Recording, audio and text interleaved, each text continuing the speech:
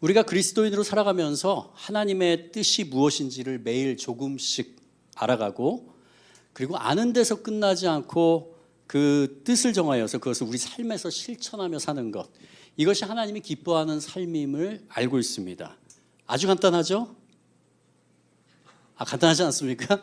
하나님의 말씀이 무엇인지를 분별하고 주신 말씀대로 살아가는 것, 그것이 하나님이 우리에게 원하시는 삶이죠. 간단합니다. 근데 쉽습니까? 어렵습니까? 굉장히 어려운 걸 저는 잘 알 수 있죠. 왜 어렵냐면요, 우리 삶의 중심이 이 지금 말씀드린 그것은 무엇이냐면요, 우리 삶의 중심이 하나님이시고 진리의 말씀 없이는 이 세상을 제가 제대로 오늘 하루도 단 한 시간도 살 수가 없음을 인정해야만이 이렇게 살아갈 수 있습니다. 그냥 머리로 사는 것이 아니라 정말 이 마음 가운데서 하나님의 말씀 없이는요, 제가 오늘 하루를 온전히 살아갈 수 없습니다. 그냥 제 힘과 제 능력을 의지하게 되거든요. 실패할 수밖에 없습니다. 이것을 인정하는 자가 그렇게 할 수 있죠. 두 번째는요, 매일 하나님의 말씀을 의무감의 대충대충이 아닌 진실됨으로 대하는 것. 매일매일 반복되잖아요. 아침 혹은 밤에 말씀 묵상하시는 분도 계시죠. 근데 이거를 할 때마다 진실된 마음으로 하나님이 나에게 주시는 말씀이다라고 인식하고 인정하면서 하는 것이 있어야 됩니다. 세 번째는요, 말씀을 알고서 삶에서 실천하는 것입니다. 이게 어렵습니다. 왜냐하면 매일매일 자아가 매일매일 순간순간 죽어져야 하기 때문입니다. 이 세상을 살아가면서 우리 하나님의 말씀이 때때로 우리의 양심 가운데, 생각 가운데, 우리의 감정 가운데, 우리의 의지 가운데 하나님이 주시거든요. 근데 그대로 살아갈 때는 우리가 우리 자신의 자아가 이렇게 되는, 그냥 밑으로 밀어버리고 튀어나오지 않도록 하는 그 작업이 항상 필요하죠. 사도 바울이 고백한 것처럼 나는 매일 날마다 죽노라. 이 고백이 항상 있어야 됩니다. 그러나 어렵지만은 성령님께서 연약한 우리를 항상 붙들어 주십니다. 그것이 성경에서 계속적으로 우리에게 하시는 말씀이죠. 약속입니다. 그래서 우리는 이 긴 여정을 해나갈 수 있습니다. 우리 힘이 아니라 성령님의 도움으로 해나갈 수 있습니다. 아멘. 그래서 오늘 다니엘서 1장 내용은요, 우리가 그동안 묵상해온 예레미야서와 연결이 됩니다. 우상을 버리고 하나님께로 돌아오라고 예레미야 선지자를 통해서 외치게 하시죠. 그렇게 하면 너를 징계하지 않으리라고 하다가 예레미야 27장부터 이 톤이 바뀝니다. 왜냐하면 1차 침공 이후거든요. 그때는 하나님이 그 마음을 멸망시키시기로, 징계하시기로 결정을 했기 때문입니다. 그래서 갈대아 사람 바벨론의 통치를 받으라고 전하기 시작하시죠. 그런데도 돌이키지 않습니다. 돌이키지 않는 남유다를 징계하시고자 하나님은 그 바벨론을 사용하신 거죠. 자, 그래서 1차 포로 사건, 2차 포로 사건, 3차 포로 사건이 있었습니다. 1차 포로 사건은요, 띄워주시죠. BC 605년에 여호야김 왕 때 1차 침공을 바벨론이 했고요. 그때 잡혀간 사람이 다니엘과 세 친구입니다. 우리 젊은 청소년, 청년, 왕 귀족과 귀족 계층의 자녀들과 유능한 젊은이들이 포로로 끌려가게 됩니다. 그리고 2차 포로 사건은 BC 597년 여호야긴 왕 때입니다. 이때 에스겔이 끌려가죠. 왕족, 군인, 기술자 등 1만 명이 포로로 끌려가게 됩니다. 그리고 3차 포로 사건, 이게 BC 586년입니다. 이때가 바로 마지막 왕인 시드기야 왕이었고요. 이때 남유다가 멸망하죠. 예루살렘이 함락되고요. 성전이 완전히 파괴되고 포로로 끌려간 자들이 굉장히 많고, 고국에 남겨진 자, 그 사람들은 천한 자들, 그들만 남겨지고, 그다음에 멸망을 피하여서 주변국으로, 애굽으로 이렇게 도망간 자들로 이 민족이 갈기갈기 찢어지게 됩니다. 이제 곧 있을 52장에 이 사건이 자세하게 기록되어 있습니다. 오늘 본문인 다니엘 1장은요, 1차 포로 사건이 벌어진 BC 605년 1차 침공, 그리고 1차 포로 사건이 벌어진 BC 605년 이후 바벨론의 포로로 끌려간 다니엘과 세 친구의 이야기가 담겨져 있습니다. 다니엘 1장 1절에서 2절 우리 같이 한번 볼까요? 같이 읽겠습니다. 시작. 유다 왕 여호야김이 다스린 지 3년이 되는 해에 바벨론 왕 느부갓네살이 예루살렘에 이르러 성을 에워쌌더니 주께서 유다 왕 여호야김과 하나님의 전 그릇 얼마를 그의 손에 넘기심에 그가 그것을 가지고 신할 땅 자기 신들의 신전에 가져다가 그 신들의 보물 창고에 두었더라. 누가요? 저기 주께서에 제가 노란색으로 해달라는데 김일철 전사님 다음 주부터 꼭 해주십시오. 예. 미워하시면 안 됩니다, 저를. 예, 주께서 누가요? 주께서 주님께서 하나님께서 느부갓네살 왕은 BC 605년에 아수르를 멸망시켰습니다. 아수르가 북이스라엘을 멸망시켰죠. BC 722년에. 그리고 근동을 제패하던 나라였습니다. 그런데 갑자기 이 바벨론이 흥하면서 느부갓네살이라는 왕이 나타나서 BC 605년에 아수르 니느웨를 멸망시켰습니다. 그리고 애국과의 전투가 벌어졌는데 거기서도 승리했습니다. 그런 이후에 곧바로 남유다를 침공했어요. 그리고 느부갓네살이 바벨론이 근동을 제패하는 왕으로 바벨론으로 떠오르게 됩니다. 겉으로 보여지는 거는요, 한 왕이 지략과 용맹으로 주변 나라들을 정복해 나가는 그 업적이 나타나는 것처럼 보입니다. 그러나 본질은 무엇입니까?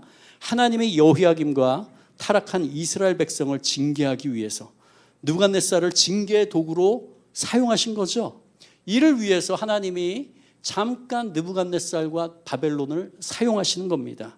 하나님이 능력을 주셨기 때문에 그들이 강성한 거죠. 그러나 그들은 하나님을 인정하는 민족이 아니었죠. 우상을 숭배하는 자들이었습니다. 그래서 자기들이 힘이 있는 것을 자기의 능력으로 착각하죠. 와, 우리가 힘이 있는 건 우리의 지혜와 우리의 계략이다, 우리의 힘이다, 이렇게 하죠. 믿음의 눈이 있는 사람들은 이것을 알아볼 수 있습니다. 왜냐하면 하나님이 통치하시기 때문이죠. 그래서 어떤 지금 이 세상을 볼 때도 하나님은 지금도 세계를 통치하고 계시기 때문에 어떤 나라가 흥하고 어떤 나라가 파워를 갖고 있을 때 그것은 우연히 벌어진 것이 아니라 바로 지금 하나님이 일하고 계시는 거나 그것을 알 수 있습니다. 하나님은 반드시 선한 민족을 강하게 하시지 않습니다. 여기 보는 것처럼 바벨론처럼 악한 민족이거든요. 그런 민족에게도 하나님이 하나님의 백성을 징계하기 위해서 잠깐 도구로 사용하시는 거죠. 우리 믿는 사람들은 그 눈으로 이 세상을 볼 수 있어야 됩니다. 이 나라 가운데 벌어지는 일들을 볼 수 있어야 되고요.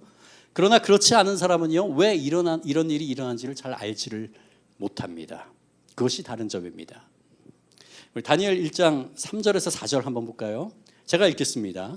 왕이 환관장 아스부나스에게 말하여 이스라엘 자손 중에서 왕족과 귀족 몇 사람, 곧 흠이 없고 용모가 아름다우며 모든 지혜를 통찰하며 지식에 통달하며 학문에 익숙하여 왕궁에 설 만한 소년을 데려오게 하였고 그들에게 갈대아 사람의 학문과 언어를 가르치게 하였고. 여기 나오는 환관장은요, 바벨론 왕궁에서 왕과 굉장히 가까운 고위 관리입니다. 왕의 궁중을 관리하고 왕의 비서 역할을 맡아서 중요한 결정과 업무를 처리했던 자죠. 말하자면 비서실장입니다. 비서실장 아무나 시키나요? 아닙니다. 전적으로 신뢰하는 사람을 시키죠. 그리고 왕의 결정에 조언을 하던 자가 이 환관장이었습니다. 자, 여기서 환관장 아스부나스가 이스라엘에서 포로로 잡아온 왕족과 귀족들 중 몇 명을 선택해서 그들에게 바벨론의 학문과 언어를 가르칩니다. 그때 청소년, 20대 초반 청년들이었을 겁니다. 그들에게 바벨론은 동화 작업을 했습니다.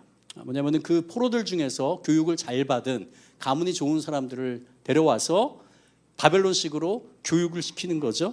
가르치고 해서 바벨론의 인재로 키우는 그런 작업을 하던 것이 바로 바벨론입니다. 3년 동안 그것을 시킨다고 이 오늘 말씀에 나오죠. 이 당시 10대 후반으로 추정되는 왕족과 귀족 자녀였던 다니엘과 세 친구도 다른 유대 청년들과 더불어서 선발되어서 바벨론 동화 작업을 받게 됩니다. 이 바벨론 동화 작업, 우리에게는 굉장히 익숙한 개념입니다. 우리 지금 80대 후반이나 90대 이상이신 분들 많이 돌아가셨죠? 예, 지금 계신 분이 그렇게 많지 않은데 그분들은 아마 직접 체험하셨을 겁니다. 일제강점기 시대에 황민화 정책이라고 있죠. 황민화 정책. 그래서 우리에게는 민족 말살 정책이었습니다. 조선이란 나라는 이제 망했으니까 조선이 아니고 너희는 일본 제국의 신민으로서의 정체성을 가져라. 이거를 심기 위해서 한 작업이 바로 황민화 정책입니다. 내선 일체 사상을 강요하죠. 일본과 너희 조선은 하나다. 그러나 차별은 분명히 있죠. 그리고 신사참배를 강요하고 창씨 계명 이름을 한국식에서 일본식으로 바꾸고, 그래서 옛날에 그 당시 계셨던 분 다 일본 이름이 하나씩 있으십니다. 일본어 사용을 강제하고 강제징용하죠. 강제징용은 총알바지로 사용하기 위해서 이 바벨론 동화 작업을 바벨론도 이게 해나갔습니다. 그래서 첫 번째 동화 작업이 뭐냐면요, 4절에 나오죠. 4절에 바벨론의 학문과 언어를 가르쳤습니다. 이 당시에 갈대아 학문은 세계사 교과서에서 우리가 배웠습니다. 세계 4대 문명의 발상지 중 하나인 메소포타미아 문명이 그 땅에서 시작됐고요. 그것이 전성기인 때가 바로 이 바벨론 나라입니다. 그래서 수학, 천문학, 문학들이 발달했고요. 그래서 바벨론의 학문과 언어를 가르치는 것은 생각하는 틀을 바꾸는 것을 의미합니다. 학문 그리고 언어, 우리는 언어를 통해서 우리 생각을 나누죠. 그렇죠? 그래서 모든 생각과 소통을 언어로 하기 때문에 언어가 학문과 언어가 바뀌잖아요. 그러면 우리의 생각하는 틀이 바뀌게 됩니다. 바벨론이 하고자 하는 게 바로 그거였죠. 첫 번째. 두 번째는 이름을 바벨론식으로 바꿉니다. 우리 1장 6절에서 7절 같이 볼까요? 그들 가운데는 유다 자손 곧 다니엘과 하나냐와 미사엘과 아사랴가 있었더니 환관장이 그들의 이름을 고쳐 다니엘은 벨드사살이라 하고 하나냐는 사드락이라 하고 미사엘은 메삭이라 하고 아사랴는 아벳느고라 하였더라. 우리가 다니엘은 알지만 새 친구를 기억할 때 뭐예요? 원래 이름을 기억해요? 아니면 바벨론식 이름을 기억해요? 바벨론식이죠. 뭡니까? 사드락, 메삭, 아벳느고. 이게 어려서부터 기억돼 있죠.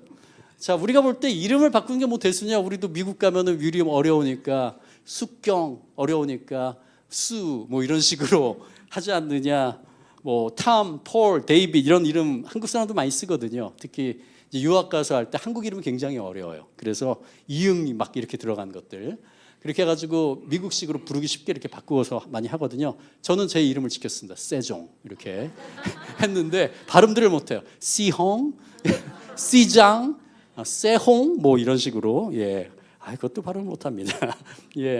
근데 이름을 바꾸는 게 무슨 대수냐라고 말할 수 있겠지만은 이 다니엘서 1장에 나오는 이름을 바꾸는 건 생각보다 심각한 문제입니다. 왜냐하면요, 이 이름의 의미가 바뀌었기 때문입니다. 첫 번째, 다니엘의 뜻은요, 하나님은 심판자이다라는 의미입니다. 그런데 벨드사살은요, 벨신, 달신의 아들, 하나님을 제거했어요. 그리고 그들의 바벨론에 신을 넣습니다. 우상을. 두 번째, 하나냐의 뜻은 여호와는 은혜로우시다. 얼마나 좋아요. 하은이네요. 그렇죠? 하은이. 근데 이것을 사드락으로 바꿨어요. 락신, 태양신에게 빛을 받았다. 미사엘은 하나님을 닮은 자입니다. 와, 얼마나 좋아요. 하나님을 닮은 자. 근데 메삭, 사크신, 정욕과 욕망의 신이 최고다. 이런 의미입니다. 네 번째, 아사랴는 여호와는 나의 도움이시다. 이스라엘 백성들은 다 이렇게 좋은 의미로 다 이름을 지었거든요. 근데 이것을 아벳느고로 바꾸죠. 느고신, 불의 신의 종이다. 그렇죠? 이렇게 바꾸려고 하는 겁니다. 그들의 안에 있는 내재되어 있는 그들의 원래 이름인 하나님 의미, 하나님과의 관계를 제거하고 그들의 우상의 신을 섬기는 이름으로 바꾸게 된 거죠. 이 이름이 바로 정체성을 나타내는 또 중요한 요소죠. 그렇죠? 그래서 우리에게는 어떻습니까? 우리의 정체성은, 우리의 이름은 교만, 잘남, 화려함, 높임받음 이런 이름이 되면 안 됩니다. 우리는 예수 그리스도를 닮아서 겸손, 온유, 낮아짐, 긍휼, 평화 이런 것이 우리의 의미가 돼야 되죠. 우리의 정체성이 돼야 됩니다. 자, 동화 작업 세 번째 바벨론이 한 게 뭐냐면요, 음식을 바꿉니다. 다니엘 1장 5절 같이 읽어볼까요? 시작. 또 왕이 지정하여 그들에게 왕의 음식과 그가 마시는 포도주에서 날마다 쓸 것을 주어 3년을 기르게 하였더니 그 후에 그들은 왕 앞에 서게 될 것이더라. 왕이 먹는 식사와 음료를 제공한다. 누구에게요? 히브리 노예들이잖아요. 노예들. 비록 왕족 출신이고 귀족 출신이지만 노예예요. 신분은. 잡혀온 망한 나라에 노예들입니다. 그런데 이들에게 뭘 줬어요? 왕이 먹는 음식, 고기겠죠. 고기와 포도주. 특권 아닙니까 이거? 마다하시겠습니까? 이렇게 생각할 수도 있겠죠. 우와, 포로로 잡혀와서 강제 노역을 할 줄 알았는데 이게 웬 호강이냐 하면서 바벨론이라는 나라 너무 좋은 나라다. 바벨론을 위해서 충성하자. 이렇게 한 청년들도 있었겠죠. 그렇죠? 적극적으로 바벨론에 동화될 법도 한데, 그런데 다니엘의 반응은 다릅니다. 1장 8절 볼까요? 다니엘은 뜻을 정하여 왕의 음식과 그가 마시는 포도주로 자기를 더럽히지 아니하리라 하고, 자기를 더럽히지 아니하도록 환관장에게 구하니. 어떻게 하셨다고요? 뜻을 정하여, 마음을 확정하여 왕의 음식과 포도주를 거절합니다. 우리 한국 사람이 해외여행을 가잖아요. 예를 들어서 3박 4일만 동남아시아라든지 아니면 이렇게 해외여행을 가더라도 꼭 챙기는 게 있습니다. 뭐 챙깁니까? 고추장. 요즘 굉장히 간편하게 나오죠. 이게 튜브식으로 짜가지고. 옛날엔 김치도 싸가는데 요즘 김치 싸는 게 어렵습니다. 왜냐하면 그런 액체 이런 것들이 담겨 있으면은 테러 위험이 있다고. 그리고 현지에도 요즘 한류 문화 때문에 김치 구하기가 그렇게 어렵지는 않습니다. 그렇죠? 그 3박 4일 외국 음식 먹으면 어떻다고. 굳이 첫날부터 그냥 고추장을 해가지고 네, 햄버거에도 고추장 이렇게 넣고. 근데 느끼함이 없어져요. 그렇죠? 예. 외국에 오랫동안, 그러니까 국제 결혼을 해가지고 외국에 한 20년, 30년, 40년 이렇게 살고 계신 한국 분들도 만나게 됩니다. 가끔 제가 미국에서 공부할 때.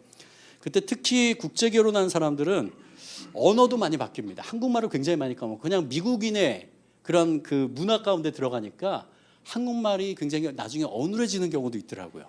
영어는 굉장히 유창하게 하는데. 그리고 삶의 습관도 뭐 서양식으로 다 바뀌죠. 그런데 말입니다, 안 바뀌는 게 하나가 있어요. 뭐예요? 음식은 절대 안 바뀌어요. 그런 분들도 김치, 고추장, 불고기와 잡채, 육개장, 전통 음식을 절대 못 잊고 오히려 한국에 사는 분보다 더 잘 챙겨 먹는 것을 때로 보게 됩니다. 음식은 정체성의 마지막 보루인 것 같습니다. 안 바뀌죠, 음식. 평생 동안 서양 음식을 먹고 한국 음식 못 먹는다. 기쁘십니까? 아니에요. 예. 그렇죠. 예. 영어를 배우라면 배우겠죠. 근데 음식은 아닙니다. 예. 자, 그래서 다니엘은 그들이 주는 음식을 거부함으로써 비록 자신이 바벨론에 와서 그곳의 문화로 교육을 받죠. 그곳의 삶의 터전으로 살아가고 있지만 하나님을 믿는 믿음을 가진 사람으로서 자신이 선택할 수 있는 부분은 아무리 자신에게 특권이고 유익이라도 마음을 정하여서 거절합니다. 그리고 자신의 하나님의 백성으로서의 정체성을 확실히 하겠다는 결단이 여기에 담겨 있죠. 이게 결코 쉬운 결정이 아니었을 겁니다. 왜냐하면 왕의 명령을 거부하는 게 되잖아요. 왕이 뭐라고 명령했어요?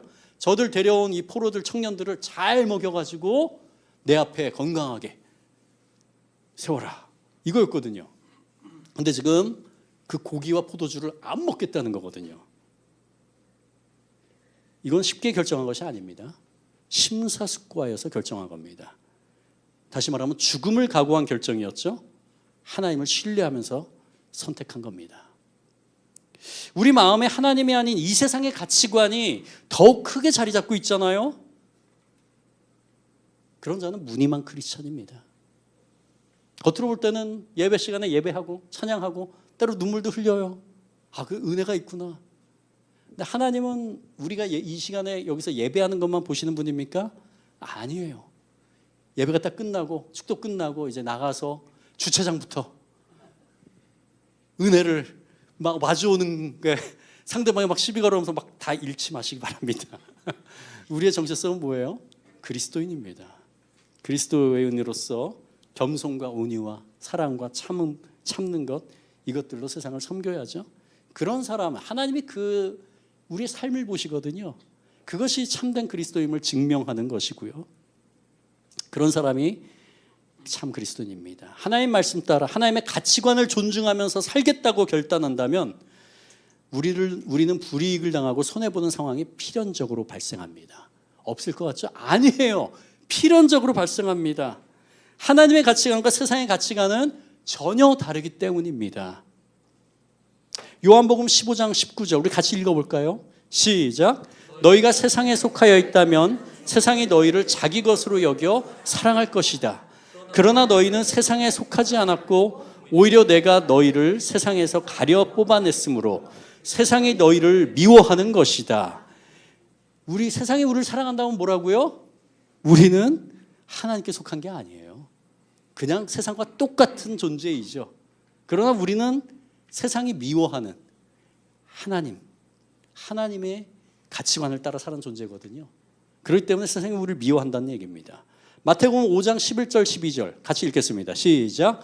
너희가 나 때문에 모욕을 당하고 박해를 받고 터무니없는 말로 온갖 비난을 받으면 복이 있다. 너희는 기뻐하고 즐거워하여라. 하늘에서 받을 너희의 상이 크기 때문이다. 아멘. 아멘. 여러분 믿으십니까? 이야, 이런 자가 이 핍박받고 터무니없는 말로 온갖 비난을 받으면서도 그것을 하나님을 위해서 감수하는 자가 진정한 그리스도인이라는 말씀하십니다. 하나님의 뜻을 따라 살기로 우리가 결정하죠. 매 순간 결정합니다. 주일 예배 끝나고도 하나님 이렇게 살아가겠습니다. 우리 아침에 큐티하고도 하나님 오늘 이 말씀대로 살아가겠습니다. 그런데 우리 삶을 살아가면서 선택해야 되는 순간이 다가옵니다. 여러분 무엇을 택하겠습니까? 세상을 택하겠습니까? 세상의 가치관을? 아니면 하나님의 말씀을 택하겠습니까? 이 결정이 우리가 진실된 그리스도인인지 겉모습만 그리스도인인지를 결정하는 순간입니다. 어려움, 손해, 때로는 조롱과 두려움이 몰려오거든요. 그러나 우리는 마음을 정해야 됩니다. 이렇게 하나님께로 마음을 정한 다니엘은요, 그가 간청할 위치가 아니에요. 포로고 노예잖아요. 환관장은 어떤 사람이에요? 그냥 말단 직원도 아니에요. 왕을 대면하고 왕에게 조언을 하는 엄청나게 높은 그런 자거든요. 그런 사람에게 간청합니다. 만약 말했다가 매를 맞으면, 죽으면 이런 두려움이 항상 있을 수 있죠. 그런데 다니엘은 간청합니다. 용감하게 간청하죠. 그런데 놀라운 일이 벌어집니다. 하나님이 다니엘로 하여금 환관장의 호의와 동정을 받게 하셨다 이렇게 나오죠. 누가요? 하나님이. 이게 우연이 아닙니다. 다니엘이 그렇게 말했는데 그냥 우연히 환관장이 그래? 그렇게 해줄게? 아니란 얘기예요. 분명히 나온 게 뭐예요? 하나님이 누가 하셨다고요? 하나님이 다니엘로 하여금 환관장에게 호의와 동정을 받게 하셨다. 하나님이 개입하신 거죠. 주님이 일하신 겁니다. 하나님의 섭리가 나타난 겁니다. 우리 삶 가운데 하나님의 일하심과 섭리가, 하나님의 개입하심을 여러분 경험하십니까?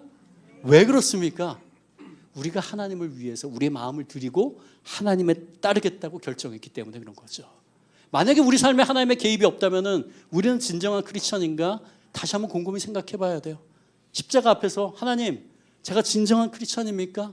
돌아보는 시간이 있어야 됩니다. 왜냐하면 하나님께 마음을 드리고 하나님 뜻에 그대로 살아가는 자는 하나님이 개입하시거든요. 하나님이 일하시거든요. 하나님의 섭리가 우리 삶을 통해서 나타나거든요. 그러자 10절에 환관장이 걱정하죠. 너희 얼굴이 다른 소년들보다 초췌해지면 어떡하냐. 왕이 명한 건 뭐예요? 다들 건강하게 내 앞에 세워라 했는데 두려워합니다. 환관장이 두려워하는 건 누구입니까? 하나님이 아니에요. 느부갓네살 왕이지. 근데 다니엘은 느부갓네살을 두려워하지 않죠. 왜 다니엘은 그 근동을 제패하고 자기 민족을 멸망시킨 그 왕을 왜 두려워하지 않을까요? 다니엘은. 비록 바벨론의 포로로 끌려왔지만 하나님이 느부갓네살과 바벨론의 통치자임을 믿고 있기 때문에 그렇습니다. 느부갓네살 위에 누가 있다고요? 하나님이 이 세상을 통치하시고 이 세상을 이끌어가는 것을 그 분임을 믿고 있기 때문에 다니엘은 느부갓네살을 두려워하지 않아요. 하나님만 두려워하죠. 하나님을 전적으로 신뢰하고 따르는 자는 이 세상을 두려워하지 않습니다. 우리가 이 세상을 두려워한다면 하나님을 전적으로 신뢰하지 않기 때문입니다. 세상보다 크시고 지금도 세상을 통치하시는 하나님을 믿음의 눈으로 보기 때문입니다. 자, 그러자 다니엘이 환관장에게 제안을 하죠. 열흘 동안 왕의 음식을 먹은 다른 소년들과 채식과 물만 마시는 자기들을 한번 비교해 보십시오. 자, 딱 열흘을 주시고 그때 다른 소년들은 고기와 포도주, 왕의 음식을 먹고 저희는 채소와 물만 마시겠습니다. 지금과는 다르게 지금은 영양 상태가 굉장히 좋은 시대잖아요. 그러니까 일부러 고기도 안 먹어요. 건강에 안 좋다고, 다이어트도 하고.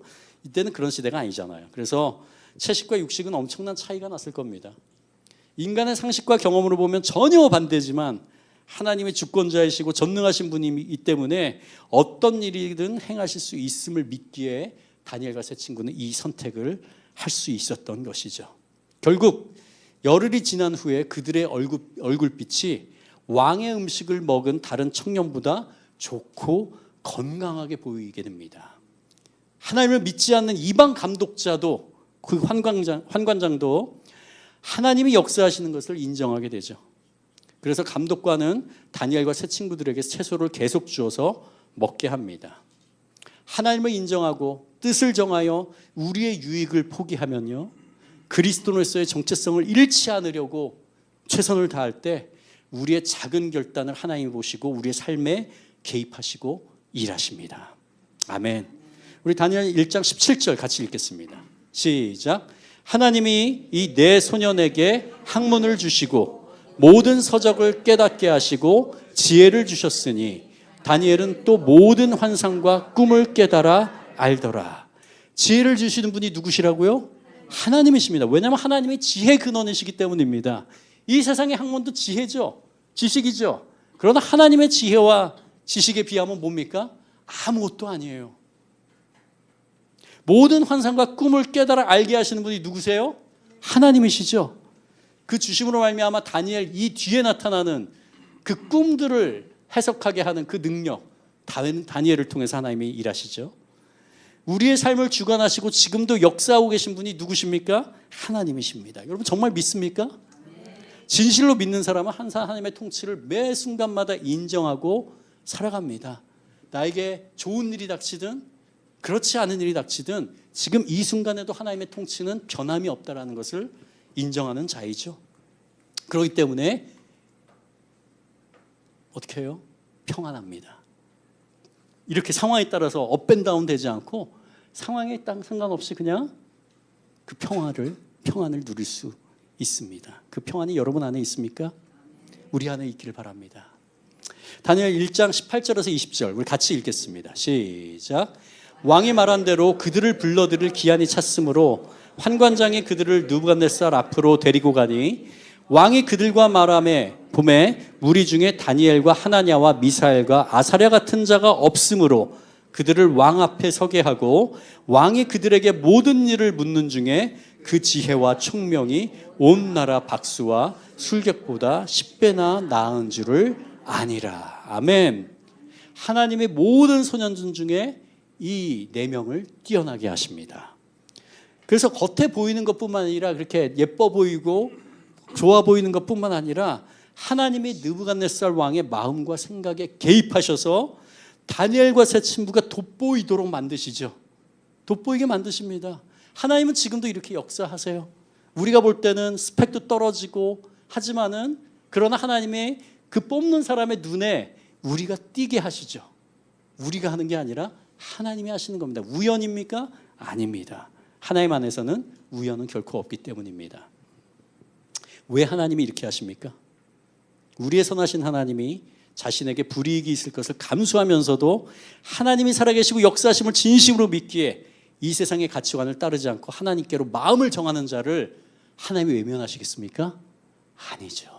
그들을 붙들어 주십니다. 기뻐하시고 그들의 삶을 책임져 주시죠. 자, 그리고 21절에 다니엘은 고레스 왕 원년까지 있으니라 이렇게 간단하게 나오거든요. 근데 고레스 왕이 누구예요? 자, 바벨론 느부갓네살 왕이 남유다를 멸망시켰죠. 자, 그런 다음에 느부갓네살이 쭉 가다가 전에 다니엘서 4장으로 제가 설교했던 거 기억 안 나시죠? 예. 총명이 그가 바벨론이 이룬 것을 딱 보면서 와, 내가 이것을 이루었고 할 때 어떻게 해요? 하늘의 순찰자가 내려와서, 그렇죠? 어떻게 해요? 그의 정신이 떠나갑니다. 그리고 자기가 짐승, 소라고 생각하는 그 정신병에 걸리게 됩니다. 그리고 정신병이 들에 나가서 소처럼 이슬을 맞아서 풀을 먹으면서 7년 동안 광인으로 살아가죠. 그런 다음에 7년이 다 끝날 때 어떻게 해요? 하늘을 우러러서 총명이 돌아온다는 게 그 무슨 말입니까? 내가 이 세상을 통치하는 줄 알았는데 하나님이 통치하고 계시는구나, 이거를 깨달은 겁니다. 이게 총명입니다. 그게 정신만이 들어온 게 아니고요, 하나님이 통치하신다는 것을 깨닫는 자, 인정하는 자가 총명한 자입니다. 우리 모두 총명한 자죠. 그렇습니다. 그게 4장이고요. 그리고 하나님을 찬양하면서 끝나고, 그 다음에 5장에 나오면서 벨사살 왕이 나오는데 멸망하죠. 유명한 겁니다. 나중에 또 제가 설교 있을 때 설교할 기회가 있으면 5장으로 한번 하겠습니다. 벽에 어떻게 돼요? 남유다에서 가져온 성전 기물들을 가지고 연회를 벌입니다. 술을 마시고 하는 가운데 벽에 흰손이 나타나서 글씨를 쓰죠. 메네메네 데겔 우바르신. 너무너무 놀라운 이야기죠. 그날 벨사살 왕은 죽임을 당하고요, 바벨론이 멸망합니다. 메데 파사, 미디아와 페르시아 연합군에 의해서 멸망하게 되죠. 그리고 나서 메데의 다리오 왕이 들어오는 게 나오는 게 6장이고요. 그때 사자굴에 던져지죠, 모함으로. 그리고 그 다음에 페르시아의 고레스 왕이 통치를 하거든요. 그때까지 느부갓네살, 벨사살, 다리오, 고레스 왕까지 나라가 바뀌었음에도 4명의 왕을 70년 동안 섬기게 됩니다. 바벨론 포로였던 유대인들을 이 고레스 왕이 누구냐면요, 70년 만에 고향 예루살렘으로 귀환시킨 왕이 이 페르시아의 고레스 왕이죠. 보통 이렇게 정권이 바뀌어도 살아남는 자들은 처세술에 능한 자들입니다. 누가 권력을 잡을지 빠르게 눈치채고 라인을 타고 배신하고 옮겨가죠. 그러나 다니엘은 정권에 아부하지 않고요, 그저 하나님만 바라보고 불이익을 감수하며 하나님을 향하여서 그 마음을 확정하고 나가는 자였습니다. 그렇게 되자 하나님이 다니엘과 세 친구를, 포로의 신분이었던 청년들을 사방팔방이 우상으로 가득 찬 세상에서 지켜주시고 인도해 주십니다. 우리 성도 여러분, 하나님의 섭리가, 이끄심이, 통치가 우리 삶에 나타나길 원하십니까? 그러기 위해서 먼저 하나님께 우리의 마음을 정합시다. 우리의 마음을 하나님께로부터 떠나가게 하는 이 세상의 문화를 잘 분별하고 우리의 정체성을 바꿔버리는 문화는 거부해야 됩니다. 다니엘과 세 친구가 자신들의 특권을 포기하고서라도 적극적으로 왕의 음식을 거부한 것처럼요. 우리가 사는 이 세상은요, 다니엘과 세 친구들처럼 마음을 정하여서 살아가기 결코 쉽지 않은 세상입니다. 어떻게 보면 똑같아요. 우리가 포로라는 신세만 빼고는 똑같습니다. 왜냐하면 이 세상 모든 가치관들이 하나님의 말씀과 성경에 반대되기 때문이죠. 너 자신을 사랑해라, 돈을 사랑해라, 너의 경력을 쌓고 너는 너가 지키는 거지 누가 지키냐, 이 세상에 말하는 게 다 그거잖아요. 그렇죠? 그런데 성경이 말하는 건 뭐예요? 그거가 반대죠. 끊임없이 미디어를 통해서 텔레비전을 틀더라도 영화를 보더라도 세상의 가치관과 성적인 무너짐이 그게 자유다, 다른 사람과 피해만 안 주면 너는 마음껏 할 수 있다.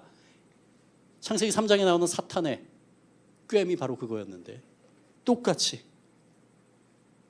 그래서 이 세상을 살아가기가, 말씀대로 살아가기가 굉장히 어렵습니다. 우리 그리스도인은요, 사업할 때 부정한 방법을 사용하면 안 됩니다.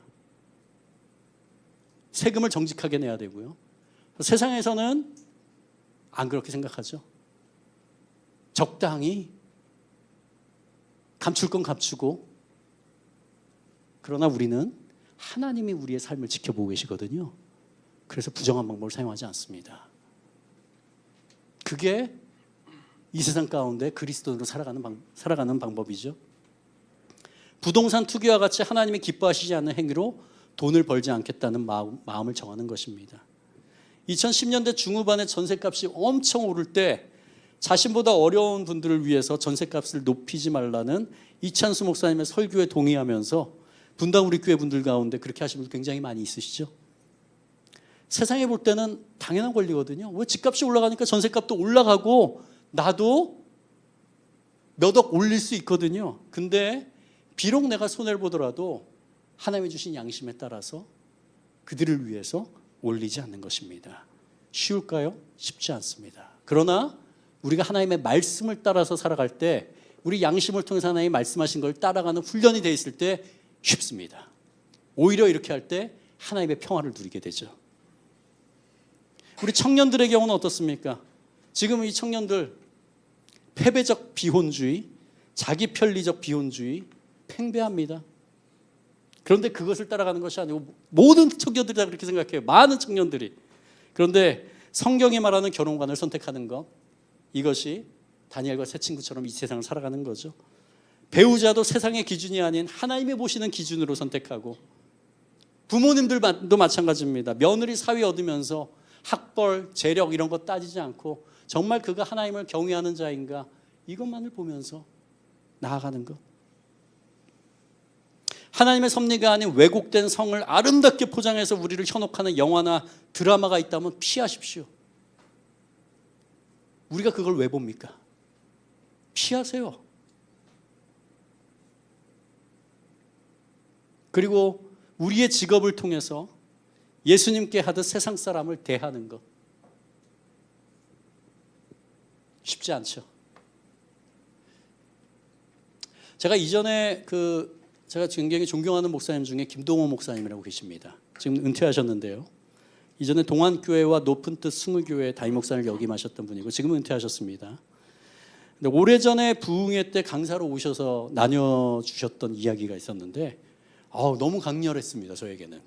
그래서 한번 그 이야기를 나누려고 합니다. 높은 뜻 승우교회 개척 시절부터 그 교회 다니던 한 집사님이 계셨댔는데요. 여자 집사님입니다. 지금은 하늘나라에 가셨다고 합니다. 경북 김천에서 설렁탕집을 하시면서 매주 서울에 있는 교회를 출석하셨대요. 경북 김천에서. 김천에 갈 때 때때로 이제 김천 쪽을 지나면서 그 성도분의 그 설렁탕집에 들러서 교제하고 했다고 합니다. 근데 그 집사님이 항상 이 목사님에게 하시는 말씀이 저는 설렁탕 한 그릇을 끓여도 예수님 대접하는 마음으로 끓입니다. 라고. 설렁탕 한 그릇을 끓여도 예수님께 대접하는 마음으로 끓여요. 그래서 그분은 어떻게 하냐면 모든 식재료를 최고의 재료를 사용해요. 보통 안 그러잖아요. 그렇죠? 왜냐하면 최고의 식재료를 사용하면 가격이 올라가잖아요. 그렇다고 설렁탕 한 그릇을 3만 원 받을 수도 없는 거고. 근데 예수님을 대접하는 마음으로 그것을 끓입니다. 그리고 사람들에게 대접하죠. 설렁탕에는 무엇보다도 뼈가 중요해서 항상 최고로 좋고 비싼 뼈만 사다가 끓이셨다고 합니다. 근데 좋은 뼈는요, 한 10시간 정도쯤 끓였을 때 뽀얀 국물이 이렇게 나온다고 하거든요. 그런데 어느 날 뼈를 파는 주인이 실수를 해서 뼈를 공급해주는 그 주인이 있잖아요. 그분이 실수를 해가지고 좋은 뼈가 아닌 좋지 않은 뼈가 왔다고 합니다. 처음엔 모르죠. 근데 10시간을 끓였을 때 뽀얀 국물이 아닌 누런 국물이 나왔다고 합니다. 그래서 전화를 했죠. 이게 뭡니까? 이게 뽀얀 게 나와야 되는데 누런 게 나오네요. 그러니까 이 뼈가게 주인이 사과를 하였지만 이미 시간이 늦었죠. 다른 뼈로 바꿔준다고 해도 다시 끓일 시간 10시간이나 걸리는데 없잖아요.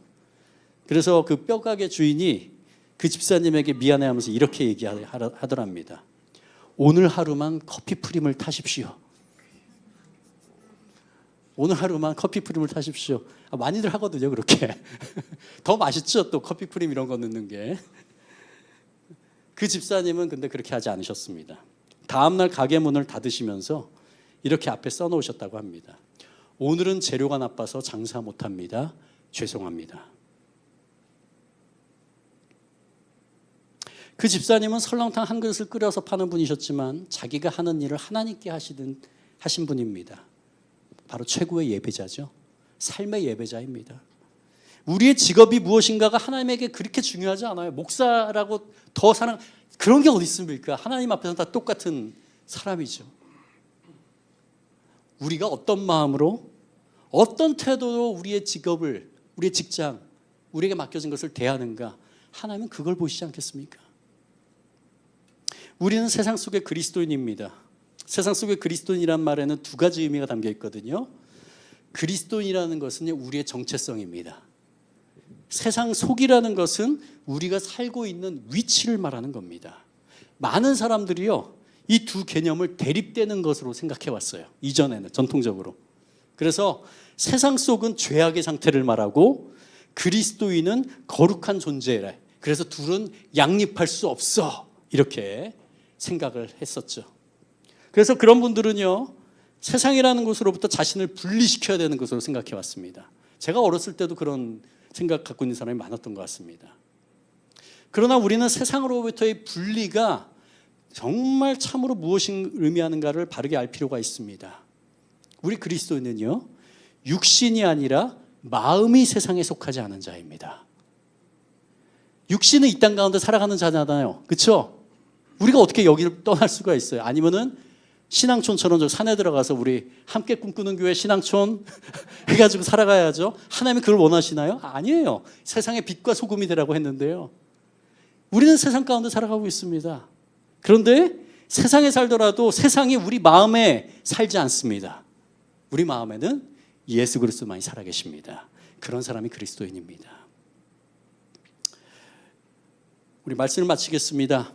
우리가 사는 지금 이 세상은 어쩌면 다니엘과 세 친구가 포로로 잡혀간 바벨론과 비슷한 시대인 것 같습니다. 아무리 생각해도 그렇습니다.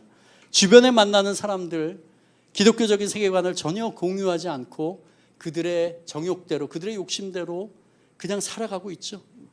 TV나 영화나 드라마, 매스미디어는 쾌락을 조장하고 자기 사랑과 스스로 높이는 것을 당연히 여기고요.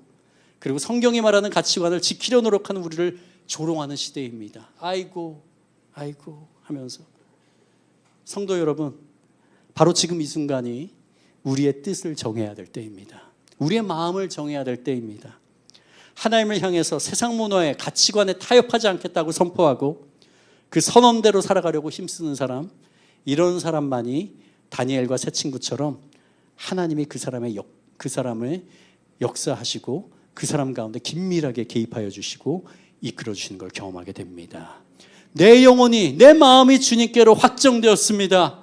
주님, 제 삶에서 주님이 일하심을 보게 하여 주시옵소서. 이렇게 외치는 우리 함께 꿈꾸는 교회 모든 성도가 되기를 간절히 축원합니다. 우리 같이 이 시간에 찬양하겠습니다. 우리 시간에 모든 상황 속에서 주를 찬양할지라. 하나님, 우리가 이 세상을 살아가고 있지만은 어떤 상황에 있든지 하나님이 지금 이 시간에 통치하는 계심을 믿으면서 우리 시간에 우리의 마음을 드리기를 원합니다. 비록 연약하고 넘어지기 쉬운 그런 존재입니다. 그러나 하나님이 우리가 함께 계시기 때문에 하나님을 의지하여서 하나님만 바라보면서 내 마음을 확정하며 나갑니다. 그때 하나님이 일하시는 것을 보게 될 것입니다. 우리의 마음을 드려 찬양합니다. 모든 상황 속에서, 모든 상황 속에서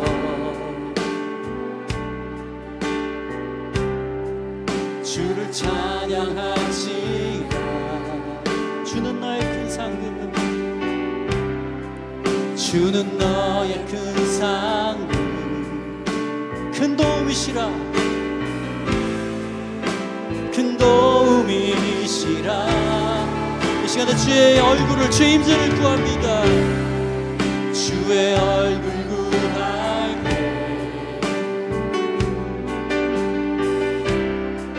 주의 영을 부으사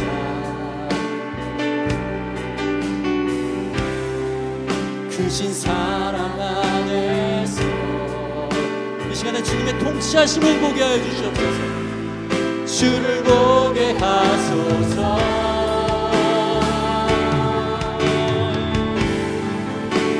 내 영혼이 확정되고 확정되어 싸우니 믿음에 눈 들어 주를 바라봅니다. 내 영혼이 확정되고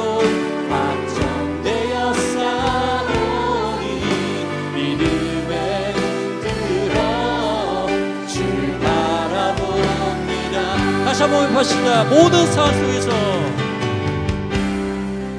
모든 상황 속에서 어떤 상황이든지 주님을 바라보고 찬양하겠습니다. 주를 찬양할지, 주는 나의 큰 상급 큰 도움이시라. 주는 나의 큰 상급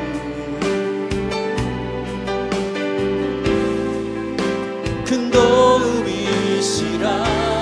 이 시간에 주님을 바라봅니다. 주의 얼굴 구하네, 주의 영을 구사, 주의 영을 구사, 크신 사랑 안에서,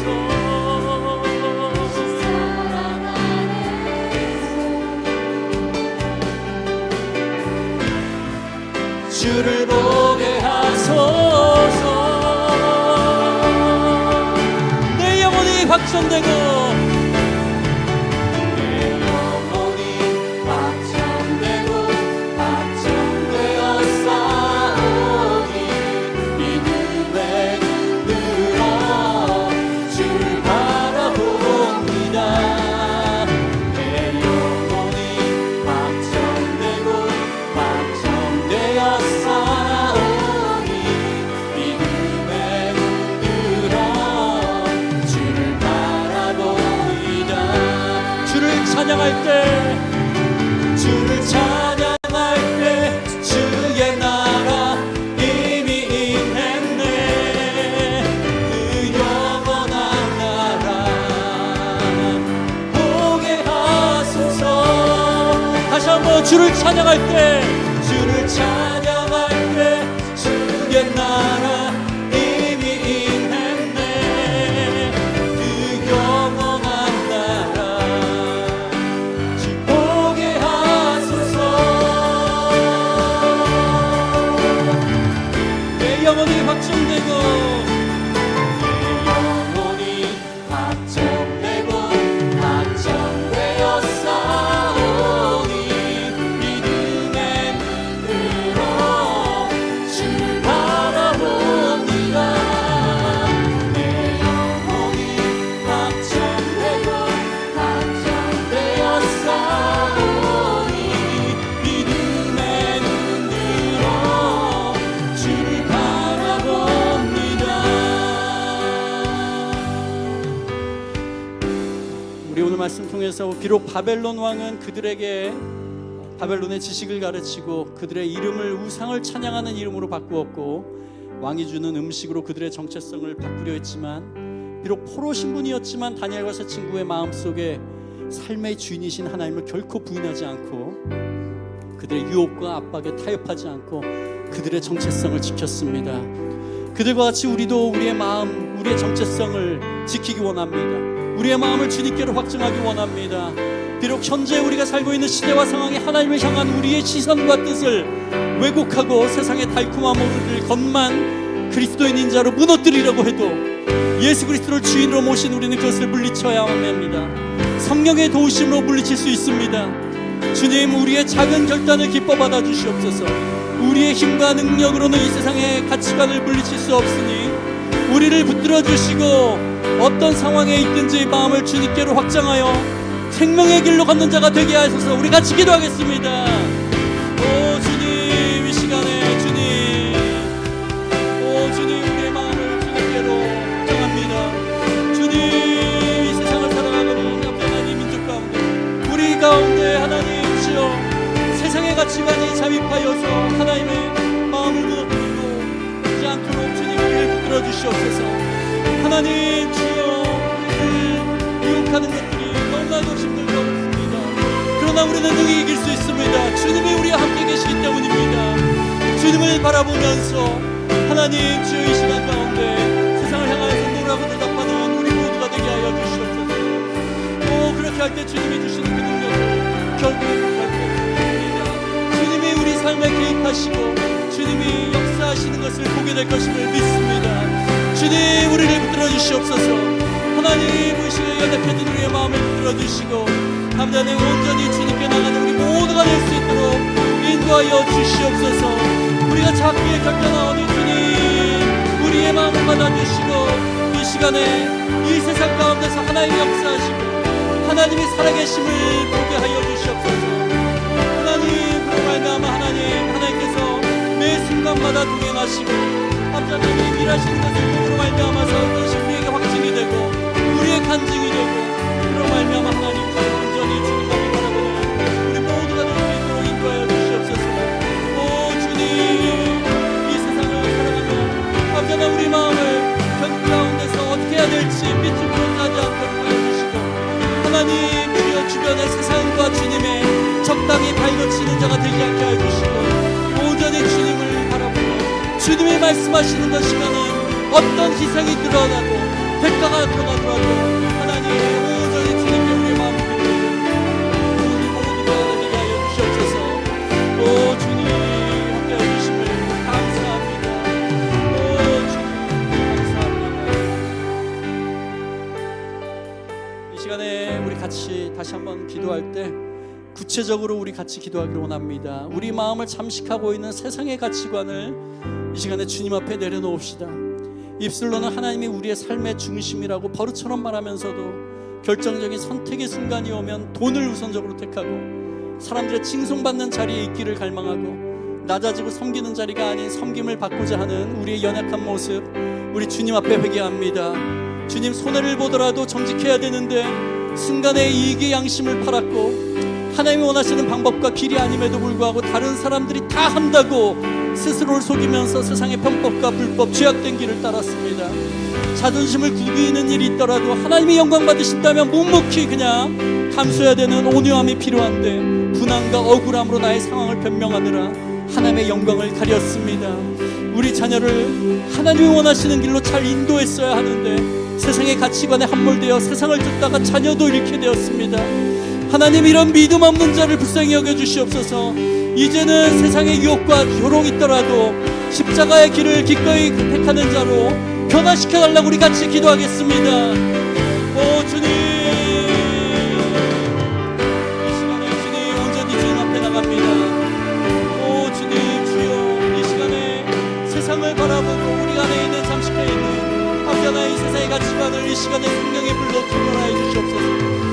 하나님 온전히 주님을 바라보고 주님을 십자가를 바라보고 나가야 되는 우리에게 하나님 세상의 것들이 너무나도 커져 있습니다. 오 주님 온전히 주님 앞에 우리의 마음을 드리고 우리 삶을 드리고 원합니다. 하나님 정직하게 살아가기 원합니다. 어떤 일이 있더라도 어떤 손해를 보더라도 하나님이 주신 정직함을 잃지 않는 자들이 되게 하여 주시고 아무도 보지 않는다고 하면 하나님이 보시기에 하나님 모든 것을 거리낌이 없는 정직한 삶을 살아가는 자로 다시 한번 거듭나도록 인도하여 주시옵소서. 하나님 우리 자녀들 세상의 가치관이 하나님의 가치관으로 날마다 도전하고 세워나가는 저희가 되길 원합니다. 하나님 저희를 마음을 만져주시옵소서. 저 힘으로 할 수 없습니다.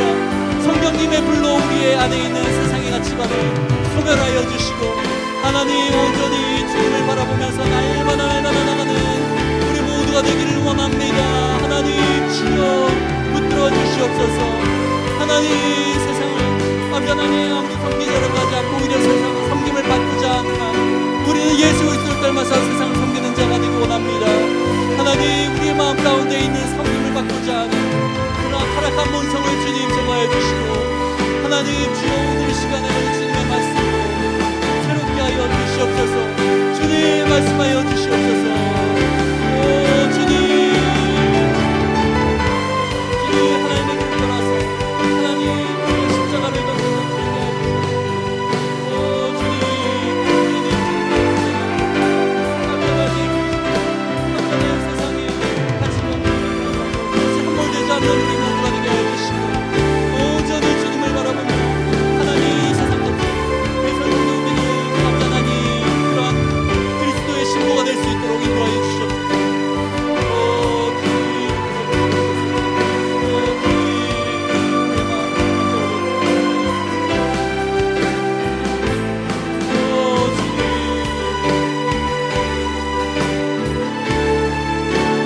이 시간에 같이 고백합니다.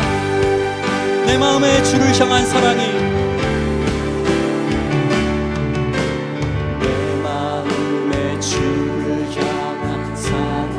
말엔 주가 주신 진리로, 나의 말엔 주가 주신 진리로, 나의 눈에 주의 눈물 채워주소서. 나의 눈에 주의 눈물 채워주소서.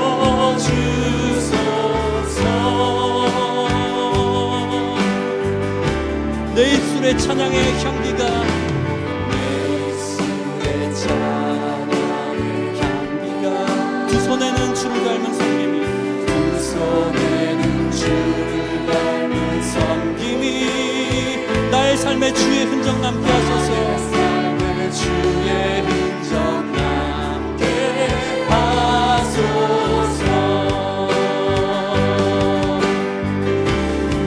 하나님의 사랑이, 하나님의 사랑이 영원히 함께 가리.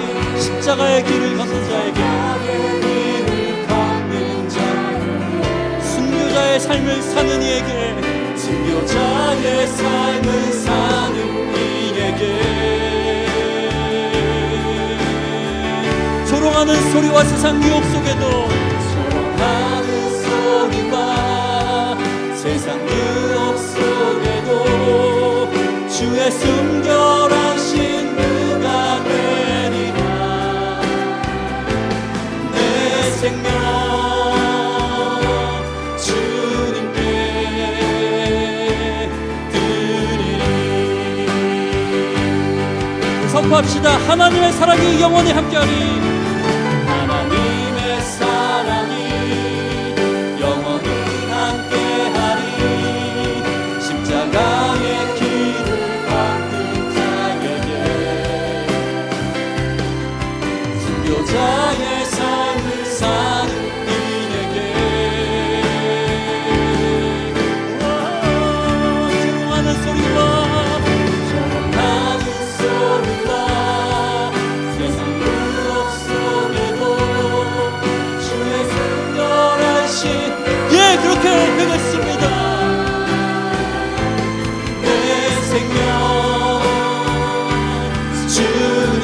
내 생명 주님께, 내 생명 주님께, 내 생명 주님께, 내 삶을 주님께, 내 삶을 주님께 드리리.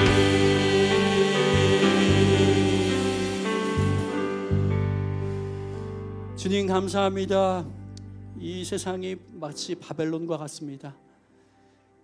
그리스도인의 가치관은 찾아볼 수 없고, 모든 것이 다 무너지고, 그저 자기를 사랑하고 돈을 사랑하고, 하나님이 어디 있냐 부인하고, 그저 나만 잘 먹고 잘 살면 된다는 그런 가치관이 팽배한 이 세상을 살아가고 있습니다.